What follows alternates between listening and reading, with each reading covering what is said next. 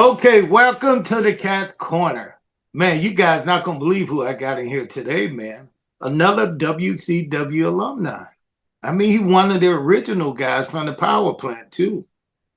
Brad Cain. I know him as Brad Cain, but most people know this guy as Lodi, WCW All-Star. I mean, you just so many things in WCW, man. Tell me, let's talk about your story. Because to me, you was a legend. You're a legend. And this is why I say that people don't understand that you only had really two large companies with WCW and WWF. Yes, sir. And then you had a whole bunch of other indie shows and smaller shows. Yeah. But to me, if you made it to WCW or either WWF at the time, man, Right. you was in the big time. You were known as a legend because everybody looked up to us. We were at that spot that everybody wanted to be. So listen, welcome to the Cat's Corner, man, and tell us a little bit about what's going on and what you're doing now.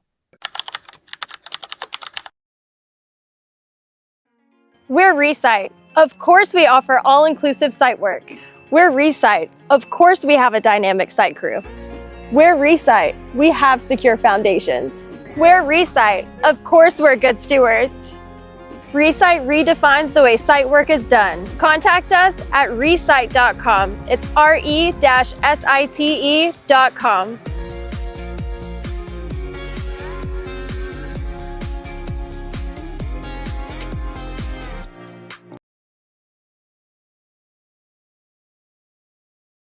Hey, Kat, thanks for having me. And you knew me. You met me down at the power plant. You've known me for a long time, and you go back. That was '97. So I mean, we're looking at you have known me from the time I came to WCW all the way until now. And obviously, you were talking about being a star, being at WCW, and back then you were right. There were two places to work, and if you made it to that level, that was a kind of a big deal because there were so many guys wanting to get there, and so few made it. And I'm thankful for the time I had there. I'm thankful for the things I learned and the friendships I made along the way. And my life has changed a lot since then. I still wrestle, which blows some people's minds. But the best thing about my life now, I think, is, God has showed me that one of the reasons I'm still here, because you and I lost so many acquaintances and coworkers and friends at WCW due to drug use or other issues and just early deaths, heart attacks, and those kind of things. And I feel like God had a purpose for me in keeping me here so I can help some of the new wrestlers coming along today to not make some of the same mistakes I did and some of the mistakes the other guys did that actually ended up costing them their lives. So I have a wrestling school. I've got a personal training studio. And like I said, I still wrestle on the weekends. Let's not go. We jumping over your whole career, baby. All right, let's go back. Career. I want to talk about how did you get into wrestling? A great story, Ernest. I grew up here in the Carolinas as a wrestling fan, a little kid. I feel like I grew up in the best time of wrestling outside of what you and I did at WCW, because I grew up in the 80s here in the Carolinas, where we had Mid-Atlantic and NWA Wrestling, which consisted of Ric Flair and Arn Anderson and the Four Horsemen and Nikita Koloff and the Rock and Roll Express and Magnum TA and Barbarian and all those guys. That's what I grew up as a kid watching. And that's what those men and those wrestlers were what I watched on TV every Saturday morning. And then my dad, when I was a teenager, junior high, would take me to the Greensboro Coliseum once a month and see those guys perform live. And so being a young kid and growing up in the 80s in the Carolinas and seeing all those great feuds with Tully Blanchard and Magnum and Nikita and all those guys, it really inspired in me a love for the business that I followed and carried all the way through college. But got out of college, was a competitive bodybuilder, got a degree in political science, but was so enthralled with bodybuilding and working out, couldn't wait to open a personal training studio. And I had a gym in Greenville, North Carolina, graduated from East Carolina University. And a local promoter came in one day and asked me if I would be interested in sponsoring a local wrestling show. And I said, sure, I love wrestling. We had a quick little talk, and he then asked me, he said, hey, you're a pretty big guy, because I was 240, 250 pounds at the time. Have you ever thought about wrestling? He said, my wrestling trainer is a man named C.W. Anderson. And he said, CW needs to get in better shape. Maybe you could train him in the gym and he could teach you how to wrestle. And one thing led to another. And I ended up going to meet CW Anderson and training at his wrestling school, which was in Raleigh, outside of Raleigh, North Carolina, about an hour and a half from where I lived in Greenville. I went up there 2 nights a week. And one of the differences in wrestling back then and wrestling today, I went to my first 4 practices, Ernest. I showed up for the 5th one, and I'm putting on my boots, getting ready, whatever. And CW was already in the ring. He looks over at me. He says, hey, meathead, you're going to keep coming back, huh? And I said, yeah. He said, all right. He said, well, tonight I'm going to teach you how to wrestle. I said, hey, CW, I think you got me confused with somebody else. I've already been here 4 nights. This is my 5th night of practice. He said, no, I don't have you confused with anybody else, but he said, we hadn't been doing wrestling practice. I've just been beating you up to see if you'd keep coming back. So for 4 nights, all he did was punch and kick me. And I thought we were learning how to wrestle. Wow. So well, you were doing a lot of selling, right? You said, yeah, that's all I was doing. I was getting beat up. So the 5th night, he goes, no, that ain't wrestling. He said, I thought you'd quit the first week. I never thought you'd keep coming back. So anyway, he started teaching me how to wrestle. And way before I was ready, 2 months later, had my first match. But about a year and a half later, after doing indie shows, ran into a wrestler out of USWA at the time. Now, let me ask you this. I want to kind of interject this. Yeah. I know you said you were doing indie shows. So yes, that sir. means you were what, making $50 a night? Ernest, $50 would have been a blessing. Let me tell you, people laugh at me all the time when I tell them this story. When I first started with WCW, people would ask me like, hey, man, you're making pretty good money now. And I'm like, yeah, not bad. It's good money. And they're like, man, I heard a story. You and the Hardy Boys and a bunch of the guys out of the Carolinas, you guys used to drive 7 or 8 hours across the state to do an indie show up in the mountains and drive back for $10 a night. That ain't true, is it? I said, man, yes, 7 hours each way to go get paid $10. And, we were true ham and eggers. Hope you make enough money to get Waffle House, ham and eggs. Mm-hmm. But yeah, no, there was no $50 paydays when I started. It was $10 if you were lucky. And, but after a year and a half of doing that, we kind of started to move up the card a little bit. And me and my old tag team partner, who you might remember, Toad, who came down to the power plant with. Remember Toad? Yeah, he came into the power plant. What was his character? Didn't he develop a character with him, with his name and brand? Yeah, he was kind of like a frog, He dyed his hair green. Him and Raven came up with that idea. And he and I were as a tag team. And we were wrestling the Rock and Roll Express and the top tag teams of the time on the indie circuits. We were still not making a lot of money. But a guy named George Weingroff, who was good friends with Pez Watley, was at a show one night. He said, man, Lodi, he said, can I talk to you 2 kids for a second? He goes, you are good enough to wrestle high schools and armies for the rest of your life. He said, but I tell you what, if you guys pack up and go down to Atlanta and try out for the power plant, you go down there to WCW and make some real money. He said, my buddy Pez Watley's a trainer. He said, I'll call him and tell him you guys are coming if you're interested in going. And so we spent about 3 weeks getting in shape to try to go do the power plant and the tryout down at WCW. And, you saw that thing more than once. That thing was a bear. It was one of the hardest things I ever did in my life. Man, now, who did you not like leadership or seeing you coming? Now, who did you not? Let me get this right, because I don't want to piss him off. But who did you not want to see training you that morning? It had to be Sarge. I had coming in. Well, of course, Sarge was a little sparkly. Oh, hey, man, listen. Sarge worked the heck out of you, but he loved you at the same time. He wanted to see you do well, but he looked like during the training session, it's like he really wanted you to quit. He was, yes. I think he got an inner joy and satisfaction out of making the guys quit who weren't going to make it anyway. Yeah. And the thing was, we had 27 guys that started my tryout And by the end of day 3, there were 3 of us left. Now, who was some of the guys in your trial? Do you remember any of them? Toad was one of them, and he quit on the second day. He said, bro, I can't do this. He said, he was in the military. I was in the military. In the middle of the second day, he looked at me and said, man, you keep going. I'm going back to the hotel. I'm done. I'm tapping out. And he quit. And at the end of the third day, there were 3 guys left, and they brought us all in the office, and they looked at me and said, hey, you've got a good look. Congratulations, you made it. There was another tall guy, about 6'5", and they nicknamed him Spider-Man.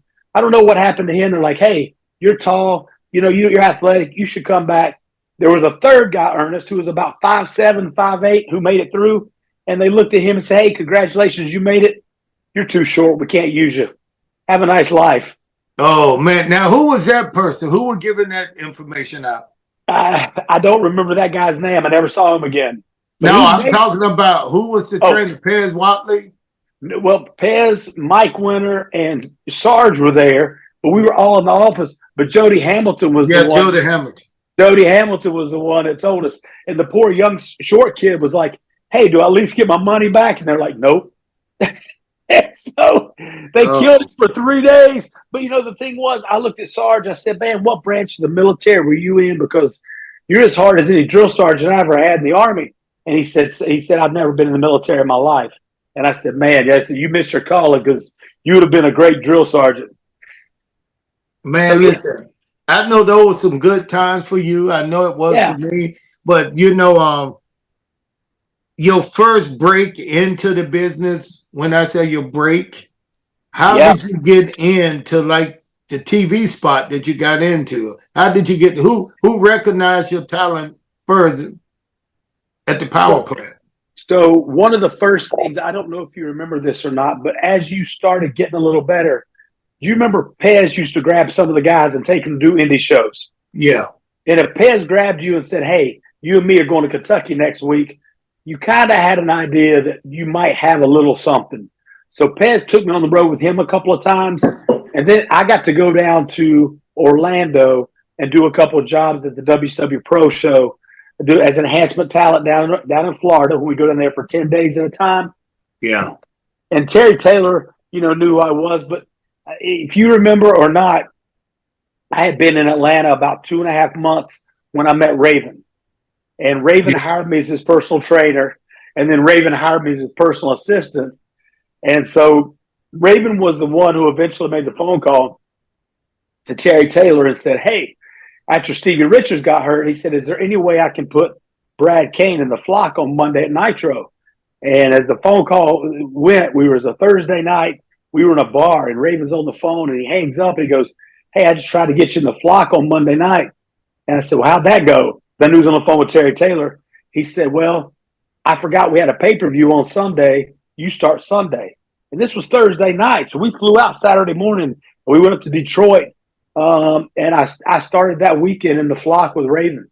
The weekend we beat up Scotty Riggs and put him in the flock. So that was my start and my break, and that's where it came from. So I have Raven to thank for that.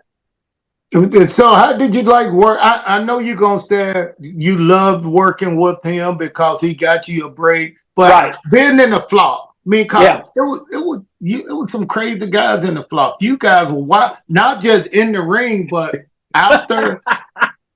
I mean, who was the troublemaker of that bunch outside of the ring? Go ahead and say Billy Kidman. Who was it? It was Kidman. Come on, man. I mean, that was the one thing about the flock. We were on TV together, but we all went out and we all partied together. Kidman was one who was always causing trouble. There was Saturn, and of course, Raven's always going to cause his debauchery. And so that group was a fun group, but man, they rode hard, man. It was a hard life outside of the ring, almost as hard as inside. And that was a nonstop party. And then you were making money. I was making money. You were making money. You was on TV, and you was in Atlanta back in those days, 97, 98. Man, there was a bad spot, ingredients for somebody like you who came here making money on TV, and you're in Atlanta. Ooh, that's a bad combination. it was a bad combination for a poor country boy from North Carolina. It was, and it led me down a road that I would have never thought in a million years. The drug use and the drinking and the things I went through, I would have never 10 years earlier or even 5 years earlier believed. You could have told me what I would be doing, and I would have argued with you till the sun went down and came up the next day that would never be me. And sure enough, and I don't blame any of my debauchery or any of my ill or wrongdoing on anyone but myself. I mean, I was around guys who were doing those things, but nobody forced me to do it. That was all my choice. So that was on me. So I mean, just speaking of that, what kind of drugs, if you don't mind? Now you don't have to answer that. No, I don't. I don't mind asking. I got my life's an open book. You know, we drank a lot, but obviously because we had to be on TV and some of us wanted to maintain a certain look. I was always, a little self-conscious about the way I look and wanted to look muscular and in shape. And it was hard for me to drink and maintain that kind of body. So, there were a lot of ecstasy, a lot of GHB and that kind of stuff, more so than the drinking. And then the pain pills came along for me as well. I wasn't a big pain pill user in the beginning, but then the addiction kicked in and those things, had a grip on me for a while that I would have never imagined. And probably one of the hardest things I ever had to kick and get off of, for sure. So lots of pain pills. I mean, just a ridiculous amount because, like you said, we were making money and more money than I probably deserved, and obviously more money than I knew how to handle or what to do with. And so we were buying drugs in large quantities. I mean, ridiculous amounts.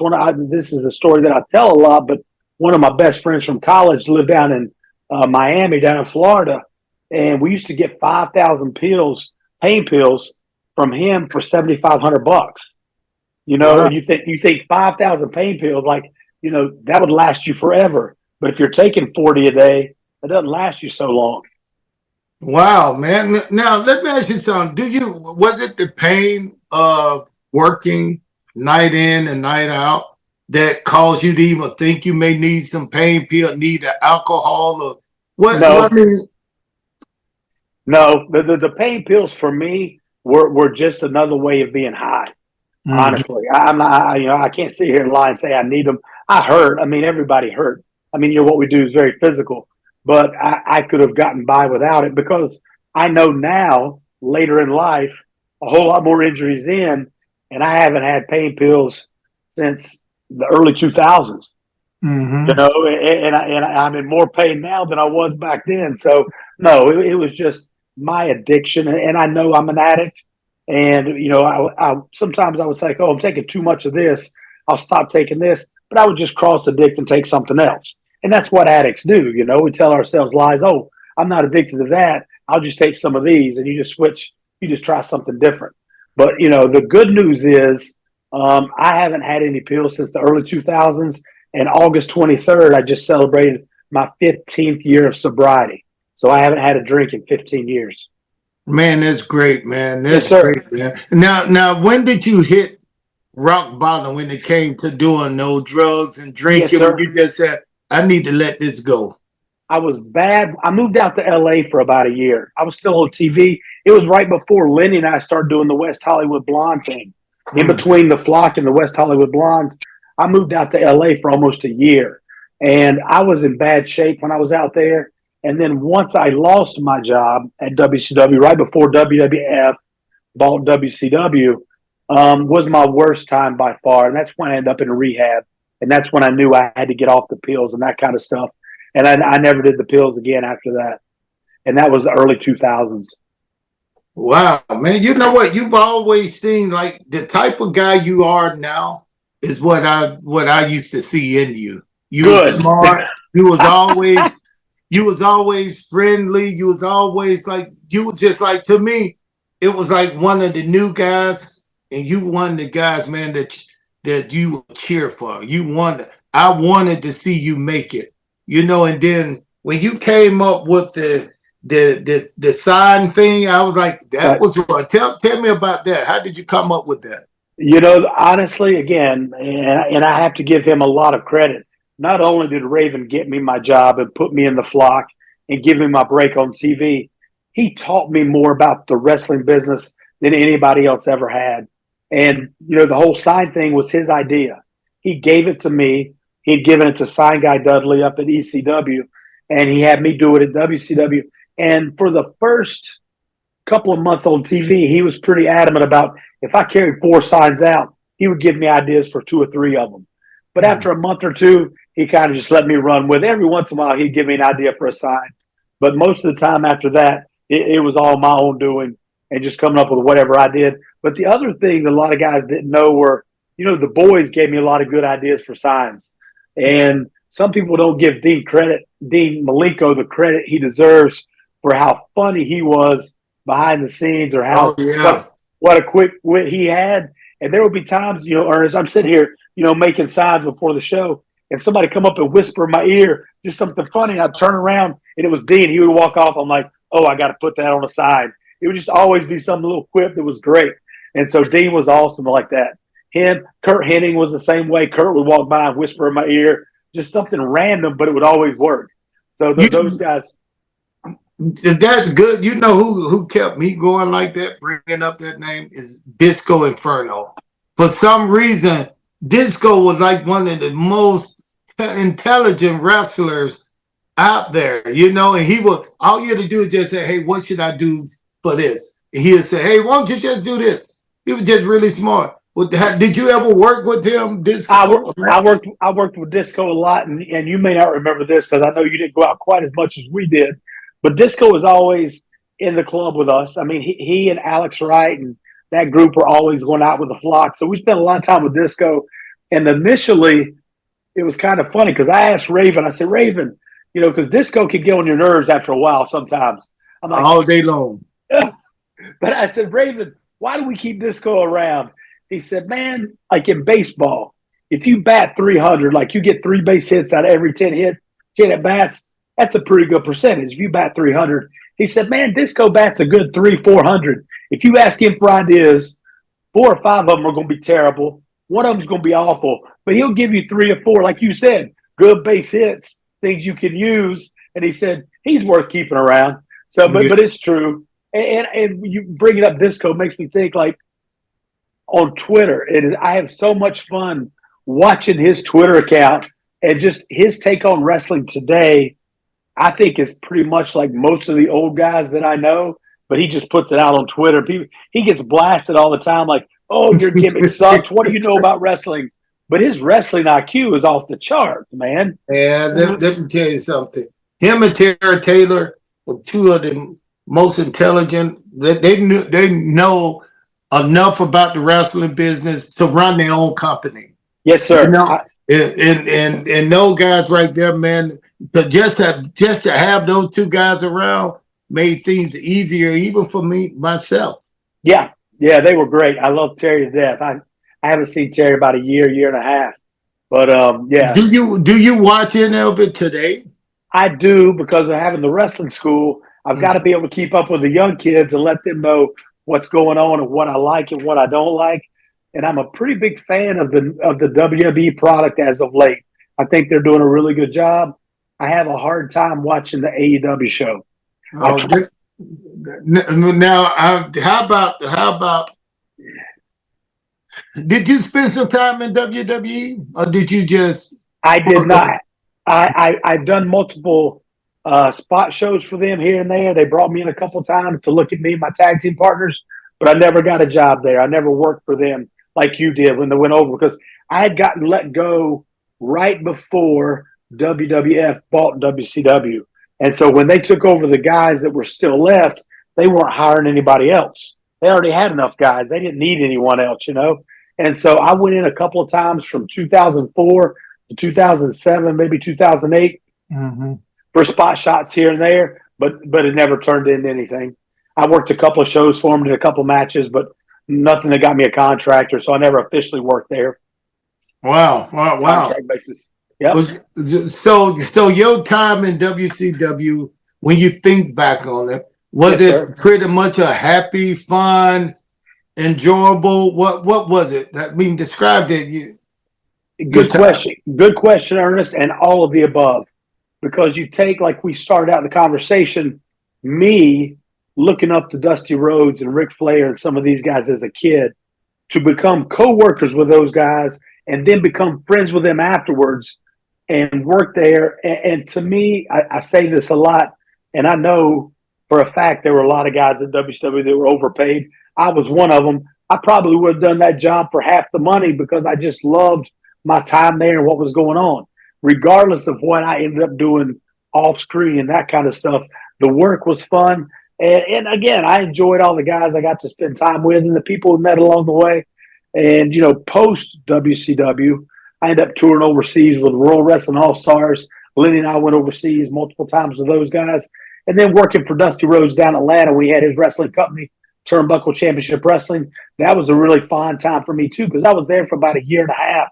And that was a total no pressure, just go out and work 3 or 4 nights a weekend and have fun doing, kind of what we call, like spot shows for Dusty, because he didn't want any big highfalutin finishes. It was old school basic wrestling, and it was old school guys. And it was that group out of Atlanta, it was Ron Reese and Glacier and Scotty Riggs and Carino and C.W. Anderson and, Dusty would do the shows with us. And that was just fun for me. That was one of my most fun times in wrestling, was post WCW running, Dusty. I was his booker, but then I worked there at his school up there in Marietta, Georgia.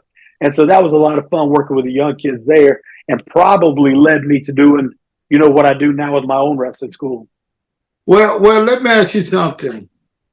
Who really, other than Raven, who did you fan out over?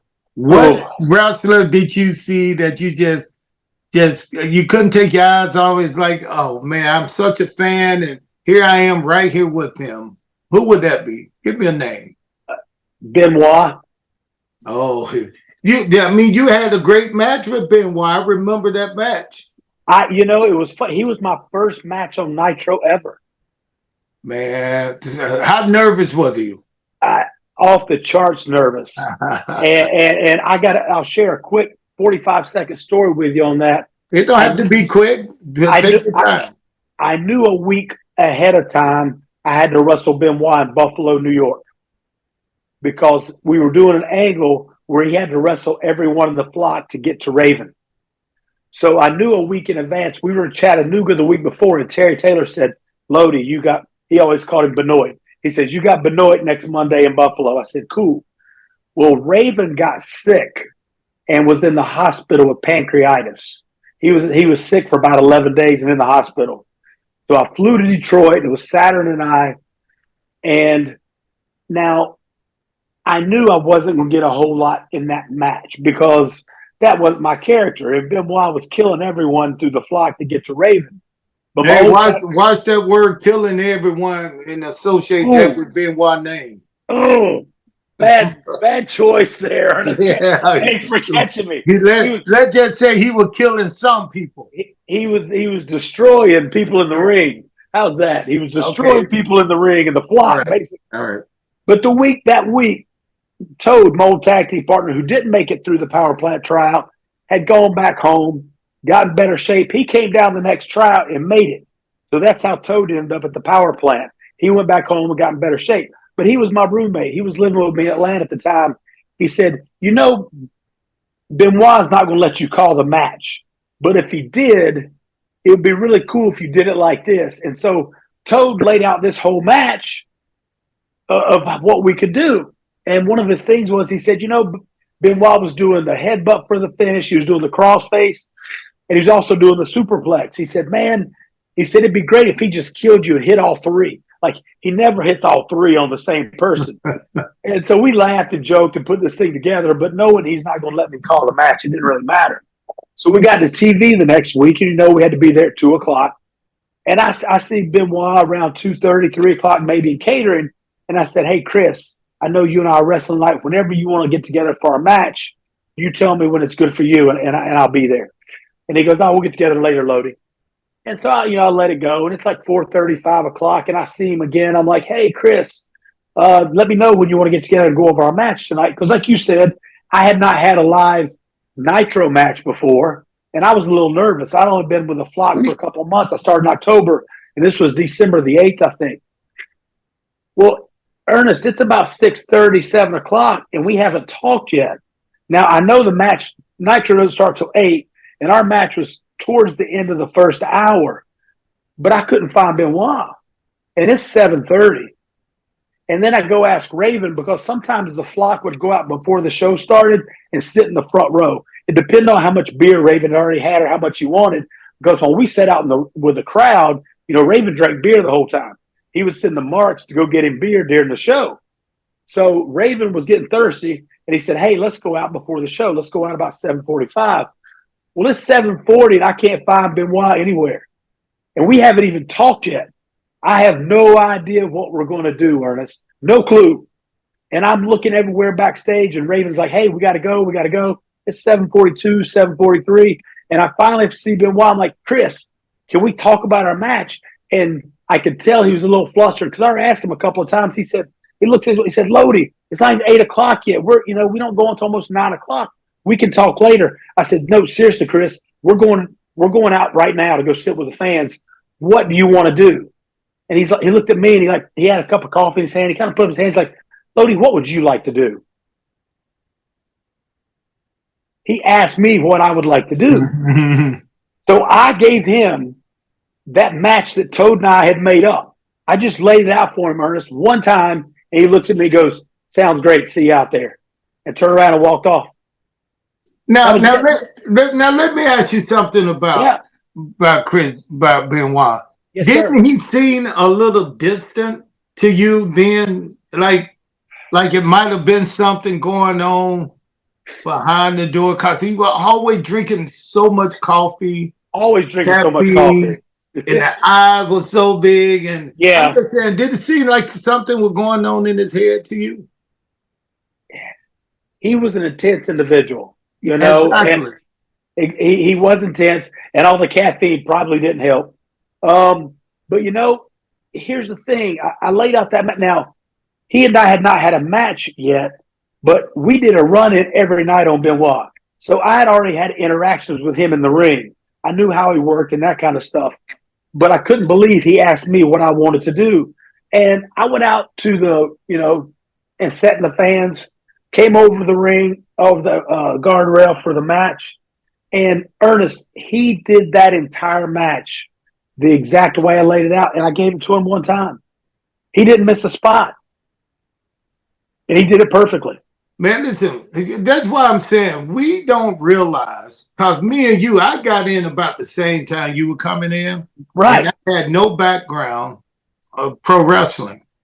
But just being around guys like him, Brad Armstrong, Steven Regal, man, those guys got it so fast that they made people look bad. All you had to do is just call 1, 2, 3 spots. Yes. And they put together a whole match inside the ring live.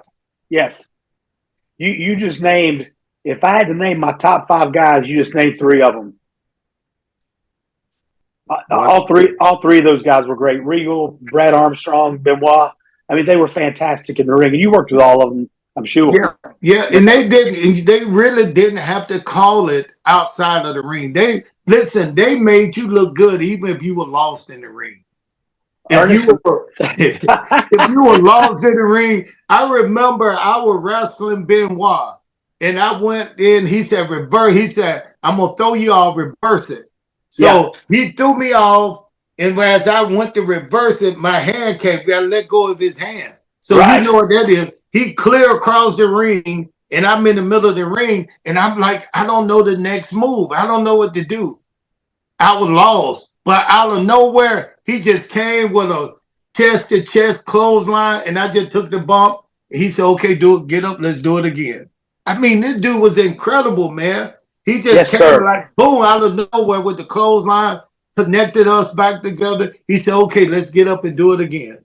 And made you look like you never missed a spot or made a mistake. Never missed a spot, man. Know how to fill in those things. The very first match I had with Brad Armstrong, this hurt me inside because I saw the board. It was a Saturday night taping, and I saw that I was wrestling Brad Armstrong, kind of excited, kind of nervous, and then I realized I was going over.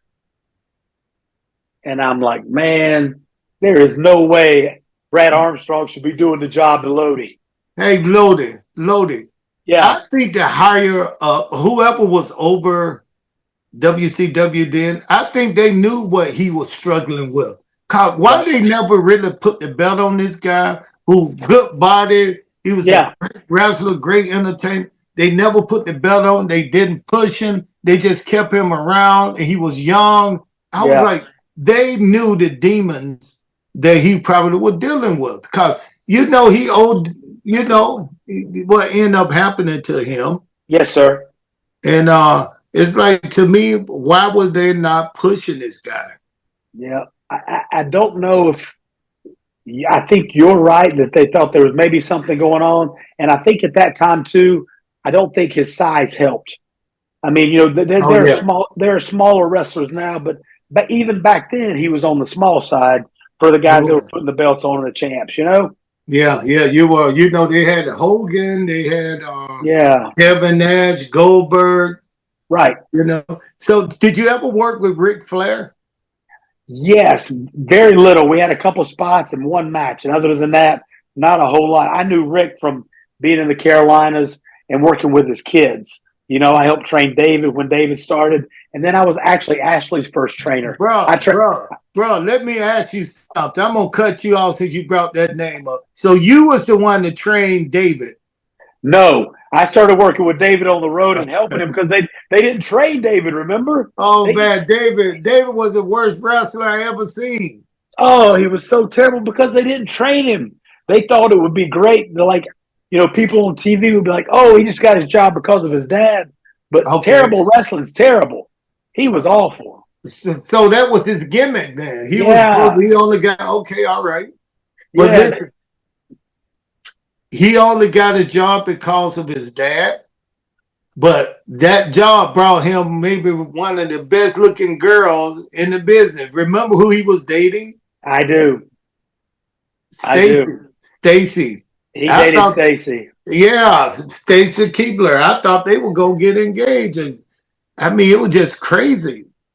Yep, he was dating Stacy. It was so funny. We were sitting one night. He and Lenny and I were sitting at a bar somewhere. We were just having a drink, and we were talking. He's like, "Man, I wish people would just let me be David Flair because I'm never going to be my dad." And Lenny and I looked at him and said, "You're right. You're never going to be your dad." He just didn't have the athleticism. Being both of us being here in Charlotte, he actually married one of my college friends, and they're still married and have kids here in North Carolina. But interesting story. When we both first came off TV, we were doing some indie shows together, and David would come pick me up, and he was notoriously always late, always late. And we were on the way to a show, and I used to always get my poster board on the way to show. I'm like, "Hey, don't forget, we got to stop and get poster board." And he's like, "Hey, we're running late. We don't have time to stop and get poster board." And I said, "David, let me tell you something. Me showing up at a wrestling show without poster board is like you showing up without your last name. It ain't going to work." He slams on brakes, cat pulls in. As soon, he pulls right into me. Yeah, right into a CVS. Give me some poster board. He said, "Now that you put it like that, I got it." He said, "Let's get your poster board." But But yeah, I hardly ever seen him and Rick work together a lot. Rick was no, always with his youngest son. That was it to Reed, me. That was his pride and joy. He used to always talk about Reed. This guy right here is always. a great shooter. He gonna be a great wrestler. But Yep, I never got to see him when he started to work in the business. Did you ever right. see matches with him or No, no. work with him? Ernest, I worked with Reed a lot here in North Oh, Carolina, and out of all the guys and friends and acquaintances I lost to overdoses and early death, that was probably one of the hardest ones I ever had to deal with, Ernest. Um, his mother and a friend of mine, a client of mine, actually got in touch with me and asked me at one point if I would mentor Reed because he was at a point where, even with his last name and as talented as he was in the ring, he had such a bad drug issue and had burned so many indie promoters here in the Carolinas, he couldn't even get booked, Ernest. He had lost his driver's license. He couldn't drive. And so his mom used to bring him to the gym and drop him off and give me money, kind of like a little kid, when we would go do shows. Because I would call promoters like, "Hey, I'm working this weekend, but I'm bringing Reed Flair with me." They're like, I'm not putting him on the show. I'm like, yes, he's going to work for free. Put him on the show. He's coming with me. He'll be sober. And he and I trained together. He started training with me about the same time Ashley did, his sister, Charlotte. And he was doing great. And we used to have these talks because he didn't know originally when he and I started hanging out that I'd had a drug problem before. He just saw the sober me. And he said, man, you don't understand. And then I told him what I'd gone through. And he was like, okay, I kind of understand now. And I remember Ernest, we would take trips together and he would say, Lodi, I just don't want to die of a drug overdose. And I'm like, Reed, then let's don't do it. What? Did he? Wow. Yeah, I mean, he knew he had a problem. And I helped him stay sober, and he was doing great. He even went to Japan right before he died. He did a tour of Japan and was doing great. And his girlfriend went over to spend a little bit of time with him. And I talked to her when she came back and said, Lodi, you'd be so proud of him. We went to dinner, he had one beer. Like, and that just wasn't Reed because he had an issue, but when he was with me, he would stay sober. And he came home from his trip to Japan, had done really well. He wanted to come back. And he went out with Rick 2 nights after he came back. And that's the night he OD'd and died. Whoa, wait a minute. So he was with his father the night he died? Yes, sir. Wow. You didn't know that? I did not know that. Yes, sir. I did not know that. I know the whole story. They were here in Charlotte. Rick was staying at either the Courtyard Mayor or the Residence Inn. He didn't even have a house here anymore. He was staying at a hotel over in the South Park area. And they were all out at Del Frisco's, a group of them. And Reed kept passing out at dinner. And one of the guys said, hey, I'm going to take him back to the hotel. And took him back to the hotel. And then the next morning when Rick woke up, Reed had died. Oh, so he was on something the night before. Yes. That's why he was passing out? Yes, sir. Wow. And he was in the same hotel as with his father? Yes, sir. Man, it's been so many sad stories, man, of these guys just passing on. It's like, I don't know if you got to see Eddie Guerrero. You worked with him much? Yes, I did. Especially at WCW. Lenny and I did a lot. Yes. Mm-hmm. And that was a nice, kind guy, man, but he had those same demons, and it, me coming from the karate world was karate guys are not supposed to drink, not supposed to do this. Right. I never grew up with that. As you know, I don't drink, and don't do drugs. Yep. My drug may be other things like donuts. Yeah. See, I'm looking at you. You in shape. I can OD on some Krispy Kremes. But now for real though. But just seeing some of these guys, man. And I kind of know. I can kind of understand how a lot of these guys got into drugs because you get hurt. And the first thing you do, you go see a doctor. And the doctor look at your ankle, look at your back, or whatever injury you have. And the first thing he want to give you, he want to watch it. Now here go 30 painkillers. Yep. And I was like, why would you give me painkillers and you haven't figured out what's wrong with me? He said, well, I'll see you again, this doctor. I'll see you again in a week or two. Mm-hmm. And then the first night he still didn't find that I had, and this is when I tore my ACL. Yep. Now, it was in pain, but this doctor did not find out until I went in and took the MRI that I had a torn ACL. But about within 2 weeks, this guy had gave me about 50 painkillers, pills. I think they were somas. I don't know, but they were painkillers or something. I don't know what they was, but I know they were pain to kill pain. He said, take them 4 times a day. I took one of those things. I was in pain, couldn't sleep at night. Yeah. So I took one and I woke up. I was in such a man, it was like I woke up sweating, sweat just pouring out of my body. I was like, it scared me. So I told him, I said, I'm not gonna take these pills anymore. Right. So I said, I'll go see the doctor in 2 weeks. I went back, I saw the doctor, and then he said, okay, you did tear your ACL, so I'm gonna send you down to Dr. Andrews to have surgery.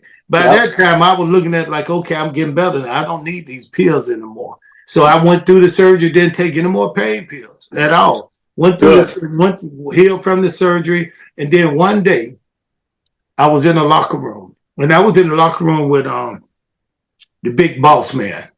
Yeah. Rest in peace. Yes, sir.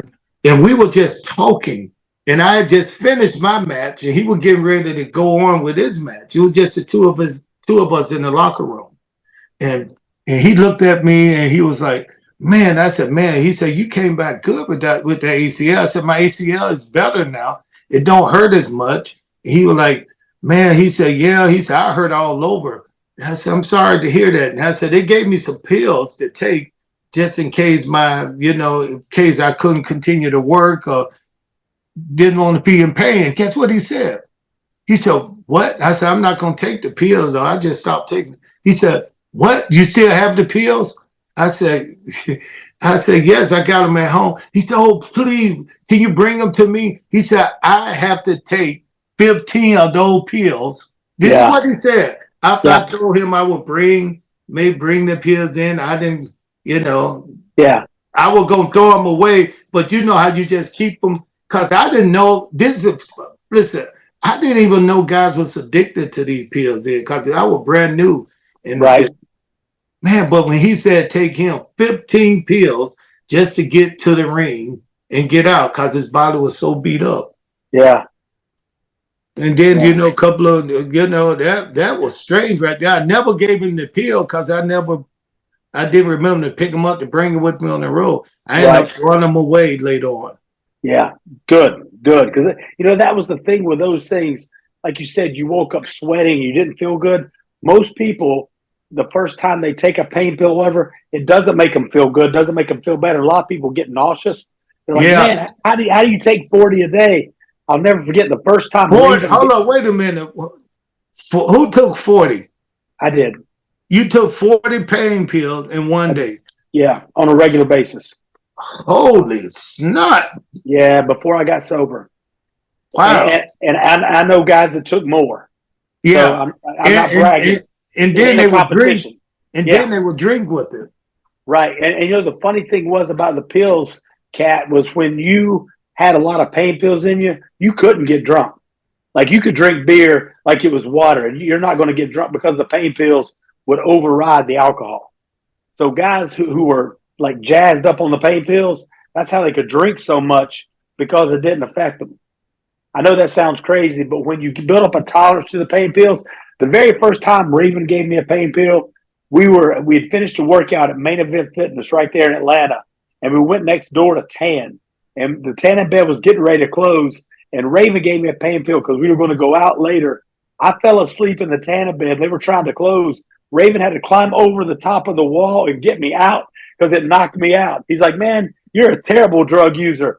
But I passed out. I couldn't wake up. They couldn't get me to come out, and Raven had to come in the tanning bed and get me out of the bed. So that was my first attempt. But once you start taking on a regular basis, your body builds up a tolerance to it. It gives you a different feeling.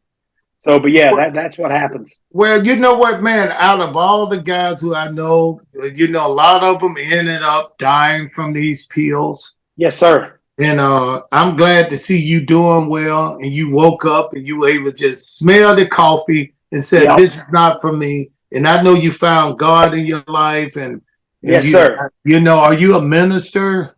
I am. You know what was funny? I told you earlier about my first trainer was C.W. Anderson, who ended up coming to the power plant and then going on to ECW. I just did his wedding this weekend. I officiated his wedding on Saturday here in North Carolina. So I've done 4 weddings in the past year. I speak once or twice a month. I did Sick Boy's wedding last year. He got married, and I was his minister, his wedding as well. So yeah, God has turned my life around for sure. So are you happier, and how? And I know it's like a life switch, when you find life like that, man, because you look good. I can see the happiness in your life and your face. Yeah. And what pushed you that way? What made you to say, I'm ready to give my life to God? Ernest, I grew up in church. My mom and dad had me in church every Sunday night, every Wednesday night, potluck dinners. Vacation Bible School. I grew up going to church and loving the Lord and knowing what was right and wrong and knowing my Bible. But when I started wrestling, and I'm not ashamed to say it now, although it is embarrassing to talk about taking 40 pain pills and some of the things I did, I got as far away from my walk with Jesus as I ever had in my life. And I knew what I was doing was not right, not the way I was raised, and not being true to my beliefs. But one of my favorite pastors told me one time, he said, until if you're an addict, until you find something you love more than the pills or the alcohol or the drugs, you're not going to leave that behind. And I feel like there were times where lots of guys you and I know who passed on, who died, that weren't doing the numbers of pills I was doing or weren't doing the things I was doing.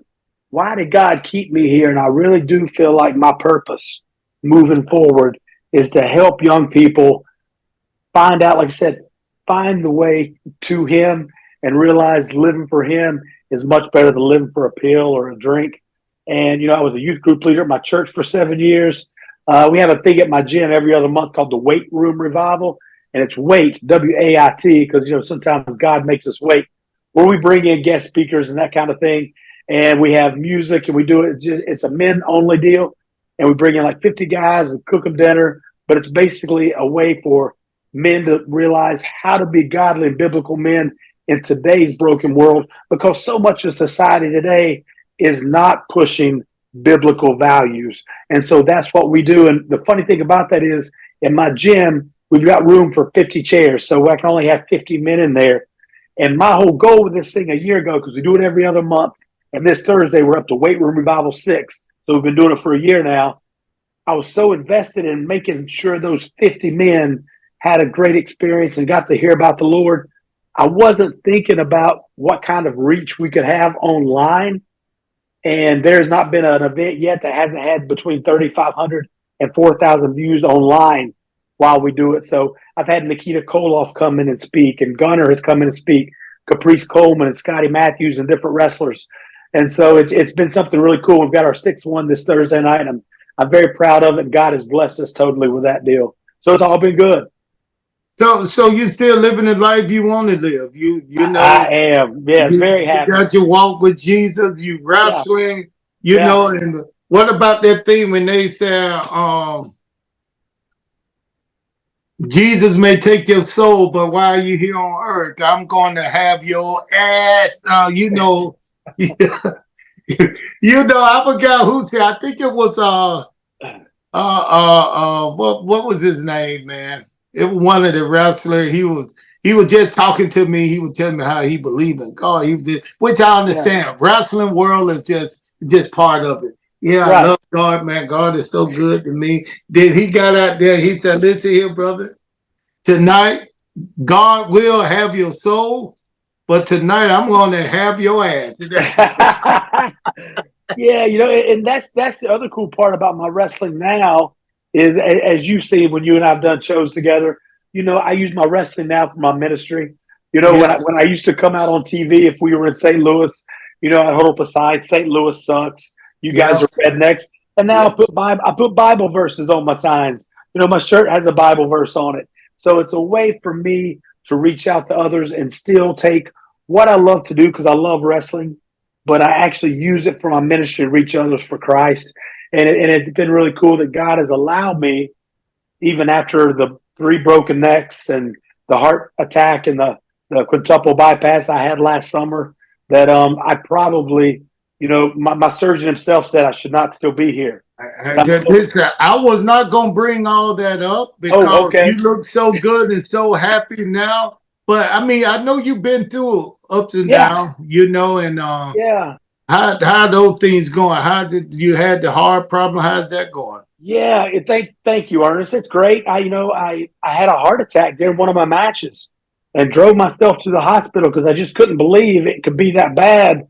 And in hindsight, that was not very smart. But they went in, did some tests after a couple of days, and found out that I had 3 blockages in the arteries taking blood to my heart. And when they got in for the surgery, they found 2 more. So I ended up having 5 bypasses, a quintuple bypass in June of 23. And, I came back and started wrestling in December. So I missed 6 months after a quintuple bypass and came back and wrestled in December and been wrestling every weekend since. So Wow. God has taken good care of me. The local Fox station here in town did a story on me a couple of weeks ago. And the lady doing the story, she's like, you've had 3 broken necks, you've had a quintuple bypass, and all these other surgeries. Don't you think that's God's sign? Your friends, your family, don't they think it's time for you to maybe put this aside? And I said, well, have you ever thought God brought me back so I can keep wrestling, so I can keep reaching people for Him? And she's like, well, you may have me on that one. So, Hey, listen, I know that breaking necks and being dangerous, some of the dangerous wrestlers you ever worked with, other than me. Tell me, tell me who are some of the most dangerous wrestlers. I can give you one name. go ahead. You first. Psychosis. Oh. Those lucha libres, man. Holy cow. You know he broke my ankle, right? No, I didn't know. I just remember the match you had with him. And Yeah. I watched your match. And then they wanted to put me with I forgot the 2 Mexican wrestlers.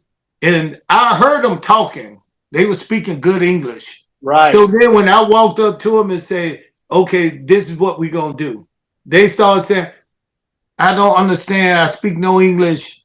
Who was it? What was it, man? The heavyset one. La Parca. Yeah, La Parker. He was like, they didn't speak no. Listen, they did whatever they wanted to do in the ring. And they were just, man, I was like, these guys right here, they crazy in this ring. They do all kinds of crazy stuff. How about your match with Psychosis? How did that go? He broke my ankle. We were out there going through our match. This was 1997, 98. And, he did not speak. He speaks much better English now than he did back then. Yeah. I knew he knew some English, but he didn't know a lot. And he told me, we're by the ring. I said, what about the moonsault? Because he did a pretty moonsault. And he wanted to do, he knocked me to the outside. He was going to do the moonsault off the top. Boom, I catch him, no big deal. But Ernest, I said, where do I need to stand to catch you? And he showed me, he said, put your toe right here, feet right at the edge of the mat. We had those mats around the ring in Nitro. And I don't like when a guy's getting ready to catch one of the lucha guys doing a dive when they're just standing there looking up with their hands up. That just looks silly to me, right? Yeah. So I'm down selling. I'm right at the edge of the mat, and I look up. I see him out of the corner of my eye. He's doing his moonsault. Well, Cat, he's coming halfway. He's not even close to where I am. So I have to reach in to catch him. And as I reach in, he lands on my knee and falls back on my ankle and broke my ankle. But he didn't go anywhere near as far as he thought he could go. But see, a move like that, people don't understand. You are saving his life. So you gave yourself up. Exactly. And that's the way I was trained. CW taught me that from the very beginning, that if I go into that match with every intention of keeping him safe, and he has the same intentions of keeping me safe, we're probably going to be okay. But just like you said, Ernest, I appreciate you saying that. If I don't step in to catch him, he breaks his neck. Yeah. He was nowhere near. He wasn't even halfway to me. I had to step way in, and he still landed on my knee and my ankle. He wasn't even close. You're supposed to catch him up high. He was nowhere near where he was supposed to come. And so I had to have surgery, and I was out for about 12 weeks because he broke my ankle. But they turned that to a little angle with Kidman wrestled him the next week and Sick Boy wrestled him the next week. And both of them called or texted me and said he did the same thing to them, told them where to stand, and he came nowhere near. They said, bro, he can't fly anywhere near as far as he thinks he does. So when you ask about somebody that's a little dangerous, it was funny. You nailed it, and I didn't have to tell you who it was, and you knew. Hey, brother, listen, I do remember some of your matches, man. I was a big fan, man. Thank you. I wanted to see you like in WWE when we went up there. I wanted to see some of you guys in there because you guys were talented, were fun and funny, and it was a good crew in WCW. But when I got up to WWE, it was just so stale up there. It's like, it probably was best you didn't even come up there because they did. And now speaking of that, what did you think about that deal? What do you think about WCW just going under like that? Who do you think might have been at fault for something like that? I think there were a lot of issues. I mean, again, we had too many people, creative control and pulling out and doing what they wanted to, that kind of stuff. And, of course, there were, money issues behind the scenes of people being paid too much and too much money being spent. But I never thought WCW would totally go out of business or get bought out. Just as a kid growing up and watching NWA become WCW, growing up with that, I just never imagined that it wouldn't stick around. So that kind of broke my heart from a wrestling standpoint that it didn't last. But I felt like you guys who did go up to Vince, he was never going to let you guys get over no matter Never, what.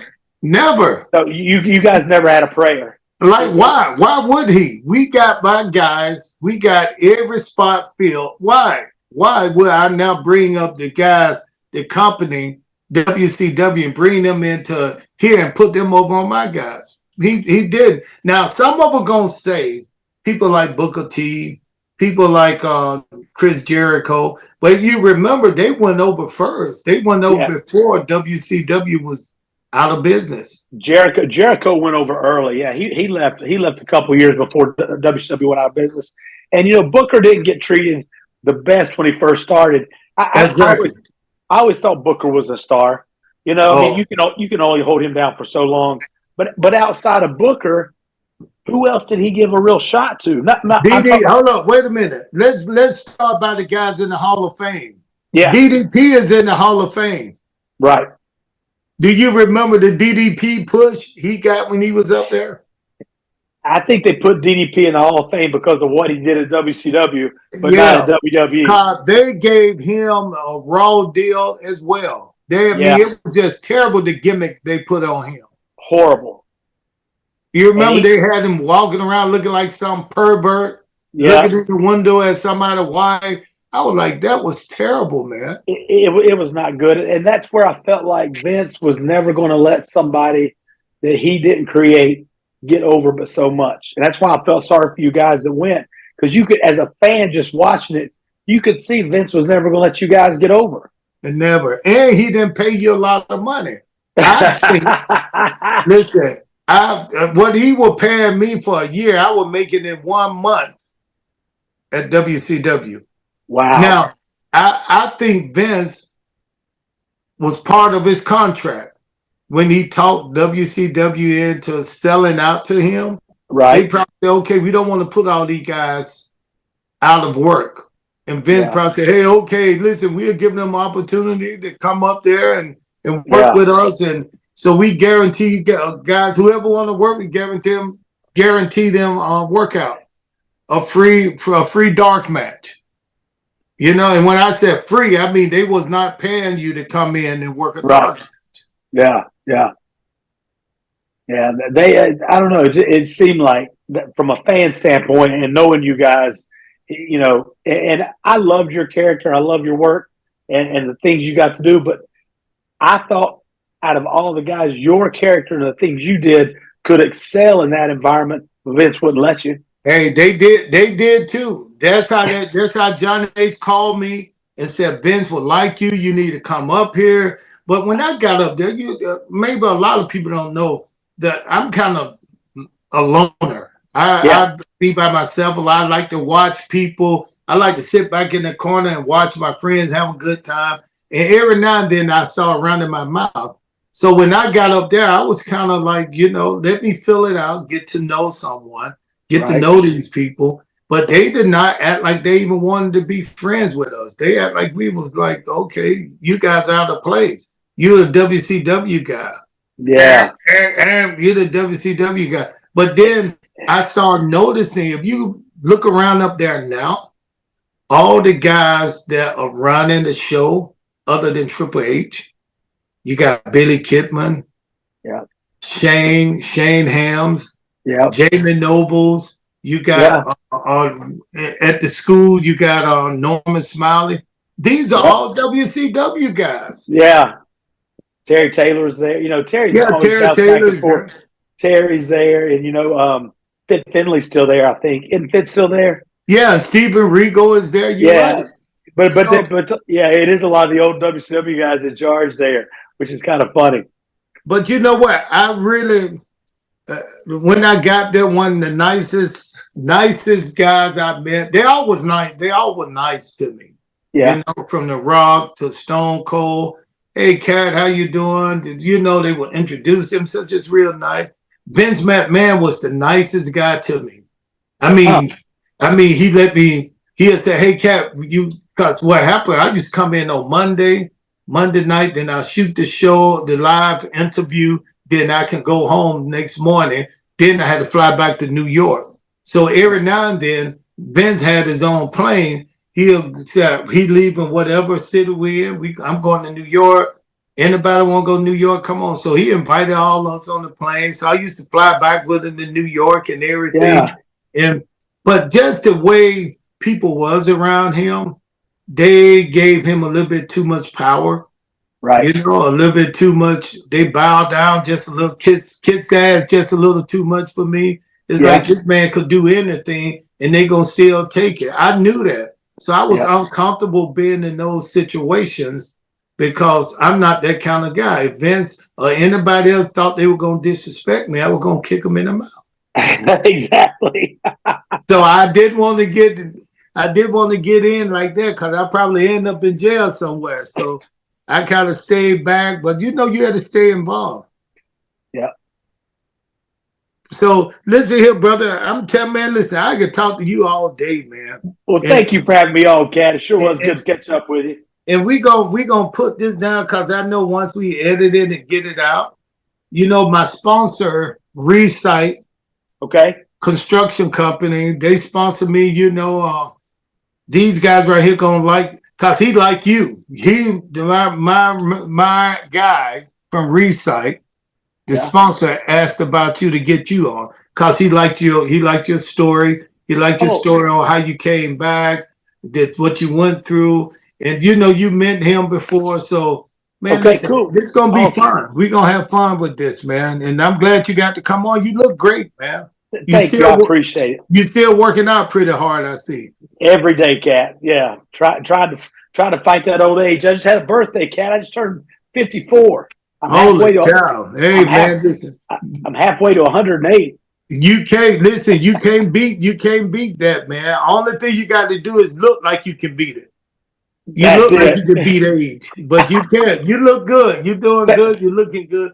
And like Thanks, I said, Cat. Brad, listen, Lodi, thank you for coming on, man. And I look Yes, forward sir. to seeing you soon. All right. All right. Sounds good, Cat. If you All need right. anything, let me know, okay?